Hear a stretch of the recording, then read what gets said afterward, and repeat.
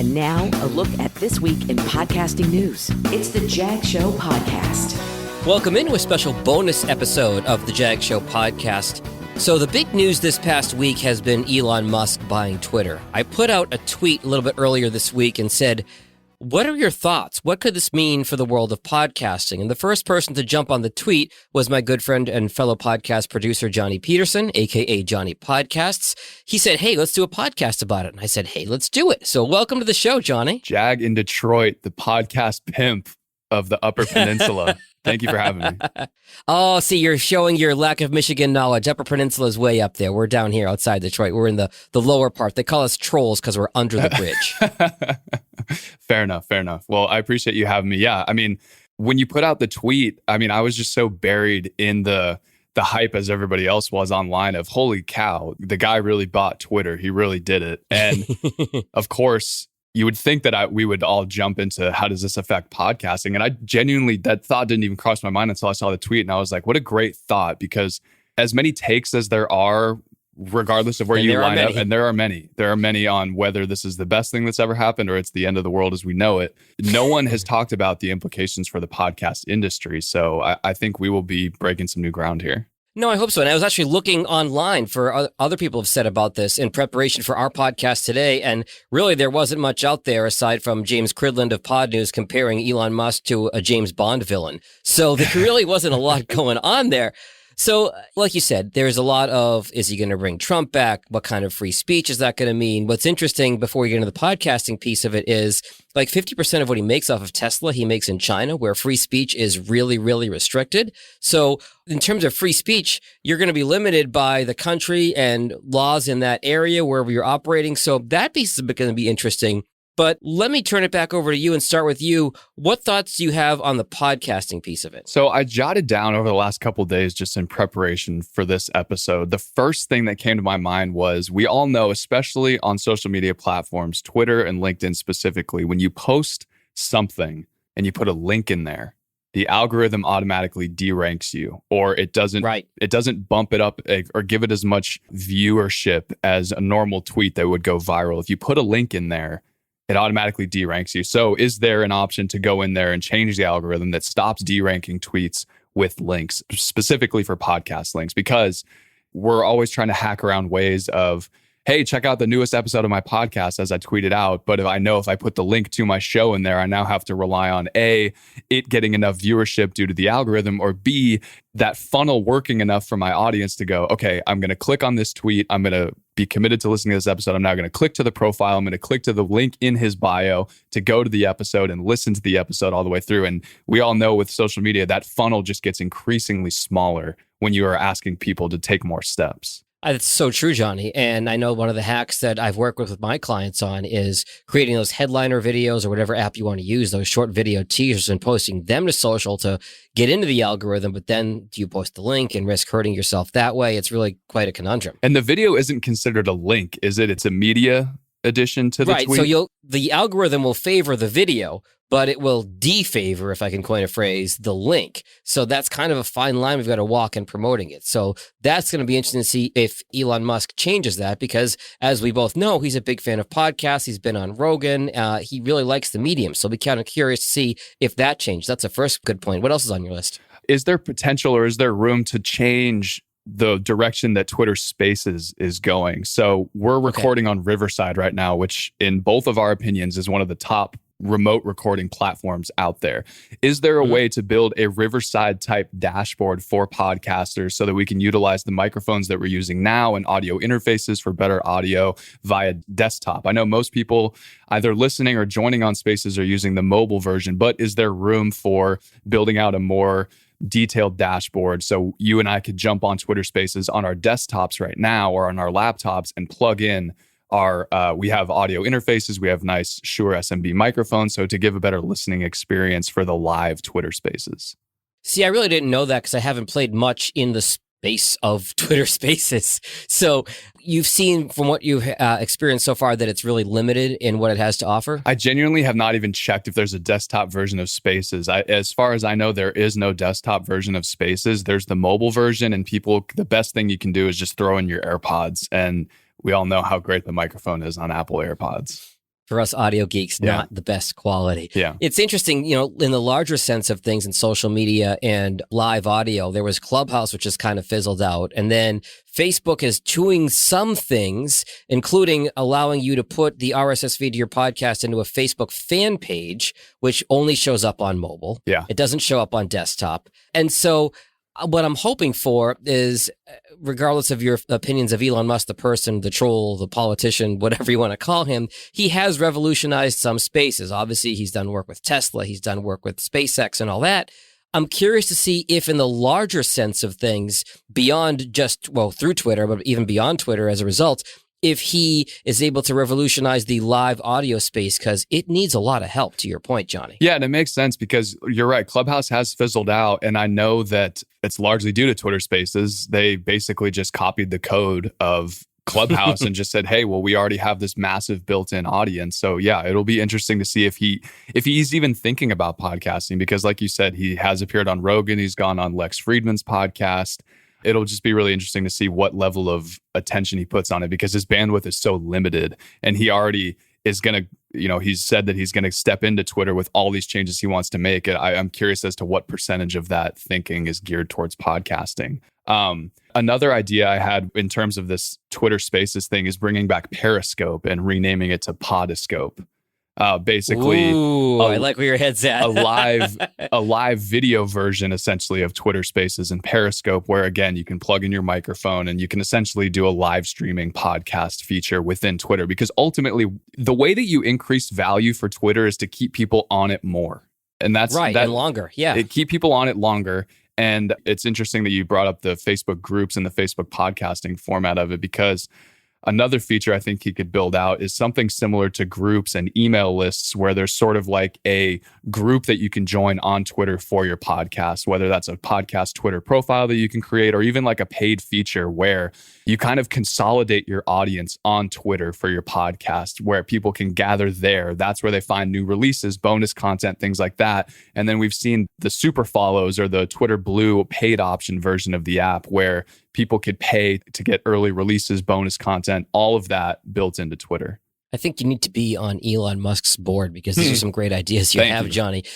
And I think that, he's going to leverage part of his ownership in Tesla to make this purchase of Twitter, because of the redonkulous amount of money that we're talking about. Is it $44 billion or something? $44 billion. $44 billion to buy this. So he's going to need to find ways to better monetize the platform. I like what you're saying. I think to your point about Periscope or Podiscope, I remember I was working at a radio station in New Orleans about 10 years ago when Periscope came out. And that was the thing. All the DJs were walking around with their phones and doing live Periscopes on Twitter and things like that. We have so much better bandwidth right now than we did 10 years ago, and with 5G and everything, to do these live streams. It wouldn't surprise me if he did more of a Periscope live video thing, but having the live audio piece where we have such better, faster connections is really interesting. And again, it's all about keeping people on the app. The great thing about Spaces now is you don't have to stay on that Spaces page and just blindly look at all of the little circle pictures of people who are in the audience and the speakers. You can close that out and continue to scroll Twitter. And I think you can even leave the app and it will still be playing in the background. So ultimately, you're still using Twitter. You're still giving your attention to Twitter versus Spotify or Apple Podcasts. And then just the last note to close out on my thoughts of what he could do before we get into sort of a wish list that I put together if I was in control, if I was Elon here, is just verifications.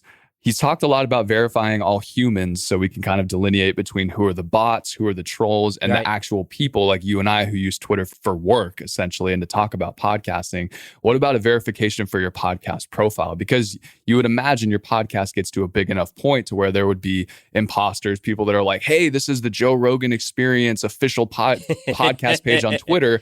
Pay me $2 a month and you can join and get all the episodes on here. No, we need a verification system to say, this is the actual Joe Rogan podcast page or whatever show we're talking about, to make sure that the creators are actually capitalizing on the audience that they're getting. I mean, we've already seen people that with, and this has been in pod news, where people have stolen RSS feeds and duplicated podcasts. So having the actual verified part is definitely worth looking at. Yeah. And this has been too much about me. You were the one who came up with this idea for this episode. What were your thoughts on what Elon should or could do? No, I really agree with everything you've said, Johnny, and I kind of wanted to bring you on for your thoughts. I was kind of putting it out there to the world for thoughts, and back to our original point, everybody was caught up in free speech and social media and, how much money could Elon have given every American citizen if he had used that money instead to buy Twitter. By the way, don't believe that myth. It turns out it's like $125 a person. So don't be like he could have given everybody $1 million. Your math is off if you say that. Yeah. But but I really wanted to see the podcasting piece of it because live audio and podcasting, we just heard, is going to be a $2 billion industry by 2024. There's a lot of money at stake. And I'm curious to see what somebody who has revolutionized a couple industries is going to do. I actually haven't put together a wish list, but I'm kind of curious what's on yours. Okay, so I have a wish list. Elon, if you're listening, if you're going to implement any of these things, please consider. Is this thing on? Please consider the following. One of the newer features in Twitter has been that if people with massive newsletters or even small newsletters, they can put a little link on their profile that says subscribe to my newsletter, and it gives a brief overview of their newsletter. I didn't know that. I'm going to do that with mine. Yeah, I've seen it on a lot of Twitter profiles. You go to their page, and right under their follower account, it says subscribe to, John Smith's newsletter. And it's a brief, 2 sentences about their newsletter. And there's a quick tap to subscribe button. It brings you to the next page. You put in your email address and you can subscribe right away. Why not do this for podcasting? So like I said, similar to the newsletter subscription or a tap to listen feature in that same spot. So put your podcast trailer or even have it update to your most recent episode. People can just go right to your Twitter profile. Again, bypassing that algorithm where it deranks you. We're taking away one step of the funnel, the conversion funnel.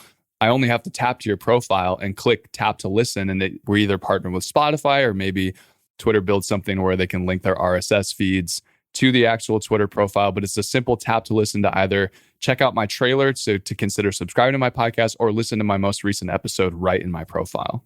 It's funny, back to the Facebook comparison. Facebook jumped in half-assed to the podcast thing. Yeah. And they were able to get 0.5% of all podcast listening by serving up podcasts to a new audience that skews older, that uses primarily Facebook. But they limited it only to mobile, not desktop, and they limited it only to business pages, not personal pages.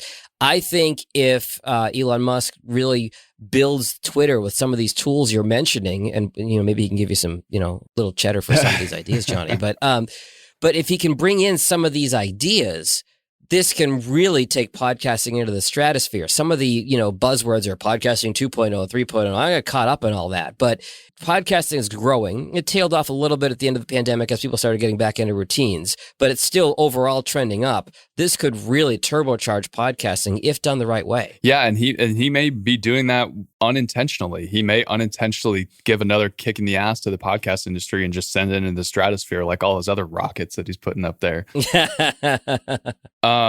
Also on your wish list. Also on my list list, I kind of went through a lot of it, was the podcast trailer listening option, tap to listen within the profile, or tap to listen while on Twitter from a tweet. Oh. So you have your tweet sent out and there's just that play button and you can just tap it, and like Spaces, it puts up a little bar at the bottom of your mobile screen or your desktop screen.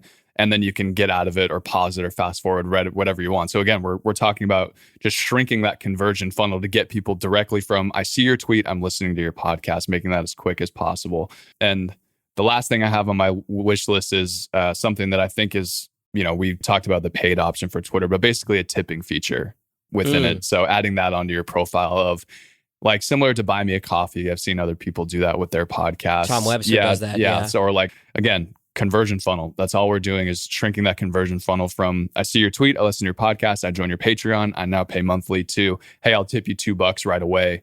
And I'm sure they're looking for more ways to monetize Twitter beyond kind of just the basic ads. Twitter would probably take a percentage of that tip. Maybe it's like 0.05%, but you get enough people tipping, you can make a serious living doing your podcast simply off of Twitter. I love it. I think you are a visionary yourself, Johnny, and I'm glad you responded to my tweet and wanted to come on here. I've mentioned this in the Jag Show before, but we have what we call our podcast producers group, or our podcast producers super friends. It's Johnny there in Fort Worth, who owns Straight Up Podcasts. I got that right? Yes.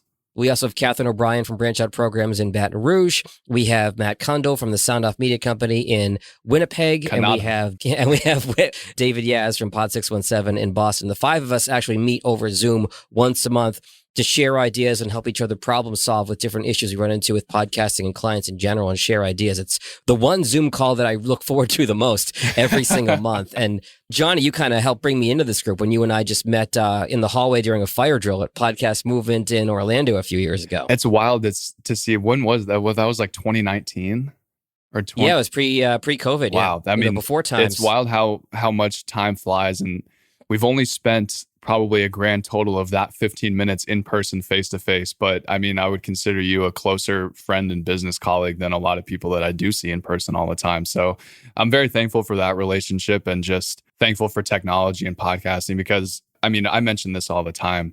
There's not a lot of people that do what we do. And so if you are someone that works in the podcasting industry or you run your own business in podcasting, it's hard to have people relate to the issues that you're going through, either in business or with clients or things like that. So it's great to have those 4 other people because we can kind of just not only solve business problems, but vent a little bit. If something's just going on where you're just like, I have to just get this off my chest and no one around me is going to understand except for this group. It is a safe space in that regard. Yeah. Johnny, if people want to know more about you and the great work that you do down there in Fort Worth as you're getting ready to get married later this year, congratulations, by the way. What are the best ways for people to find you? Just follow me on Twitter at Johnny Podcasts. Love your Twitter name. And as always, you can find me at jagindetroit.com or on social at jagindetroit. Some great ideas here, Johnny. I hope this goes viral because you've got some great ideas when it comes to what Elon could do for podcasting with Twitter. Thanks for being here. Thanks for listening to the Jag Show podcast. For help with your podcast, find Jag on the web at jagindetroit.com.